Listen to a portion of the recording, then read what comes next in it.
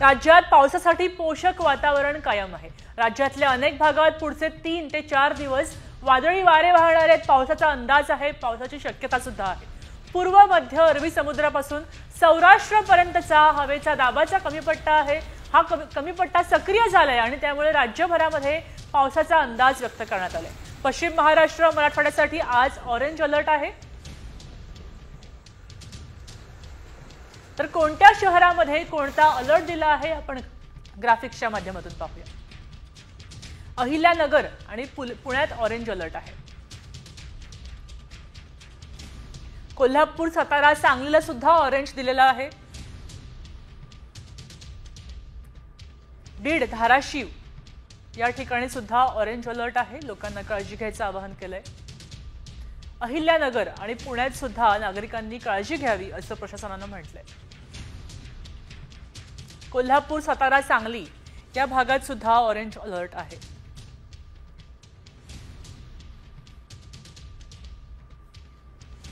आता yellow alert कुठे आहे? मुंबईत आहे। रायगड, रत्नागिरी, सिंधुदुर्ग मध्ये आहे। नाशिक, संभाजीनगर आणि लातूर मध्ये येलो अलर्ट दिलेला आहे। अकोला, अमरावती आणि भंडारा या ठिकाणी सुद्धा पाऊस कोसळू शकतो म्हणून येलो अलर्ट दिलेला आहे। तसंच बुलढाणा, वाशिम आणि यवतमाळ मध्ये सुद्धा येलो अलर्ट आहे। प्रेडिक्शन आलेलं होतं, पण आत्ताचं चित्र जर पाहिलं ॲडव्हान्स फास्ट होताना दिसतोय मॉन्सून। काय यावेळेसचं प्रेडिक्शन आहे? ओके, अंदमानमध्ये पाऊस कधी येईल? मागच्या 4 ते 5 दिवसांपूर्वीच आपण सांगितलं होतं की अंदमानमध्ये तो 13 मेच्या दरम्यान येण्याची शक्यता आहे। आणि आज आपण बघू शकता की अंदमानच्या काही भागांमध्ये डेन्स क्लाउड दिसत आहेत आणि मागच्या 3 दिवसांपासून तिथे चांगल्या प्रकारे पाऊस होताना दिसत आहे आणि वाऱ्यांची डायरेक्शनसुद्धा साऊथ वेस्टर्ली आहे। तर याचा अर्थ असा आहे की अंदमानमध्ये हा पाऊस, मान्सूनचा पाऊस पोचलेला आहे। आणि केरळचा जर विचार कराल तर तो 27 मेच्या दरम्यान पोहोचण्याची शक्यता आहे असं भारतीय हवामान विभागाने ऑलरेडी सांगितलेलं आहे। म्हणजे यंदा नेहमीच्या तुलनेमध्ये अलीकडे लवकर मान्सून येतोय, आपल्याकडे पण लवकरच येईल? हो, म्हणजे अंदमानचा जर विचार कराल तर जवळजवळ 8 ते 9 दिवस तो त्याच्या सरासरी डेटच्या आधी आलेला आहे। आणि केरळचा जर विचार कराल तर 27 मेच्या दरम्यान आपण सांगितलेलं आहे, ते सुद्धा जवळजवळ 3 ते 4 दिवस तो त्याच्या सरासरी डेटच्या आधी येताना दिसत आहे। महाराष्ट्राचा विचार कराल तर आत्ता त्याचा प्रोग्रेस कसा असेल केरळनंतर ते सांगणं डिफिकल्ट असेल। त्याचा आपण अनालिसिस करत आहोत आणि त्याचे अपडेट्स वेळोवेळी आपण देऊ। जो अंदाज वर्तवला गेला होता मान्सूनचा, त्याच्यामध्ये असं म्हटलं गेलं होतं की यावेळेस सरासरीपेक्षा जास्त पाऊस पडण्याची शक्यता आहे।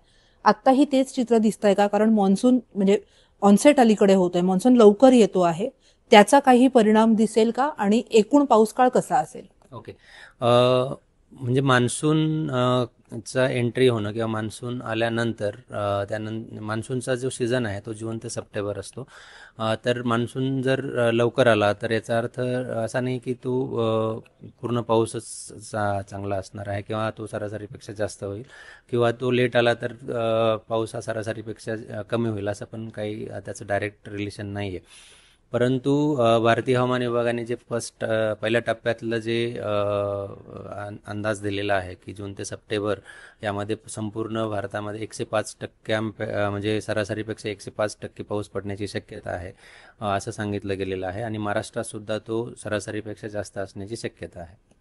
मान्सून यायला जरी वेळ असला तरी आत्ता ठिकठिकाणी पाऊस, फक्त पाऊसच नाही तर येलो अलर्ट सुद्धा आहे। नेमका कोणत्या भागामध्ये हा येलो अलर्ट असणार आहे आणि आत्ता म्हणजे कशा पद्धतीचा हा पाऊस असेल?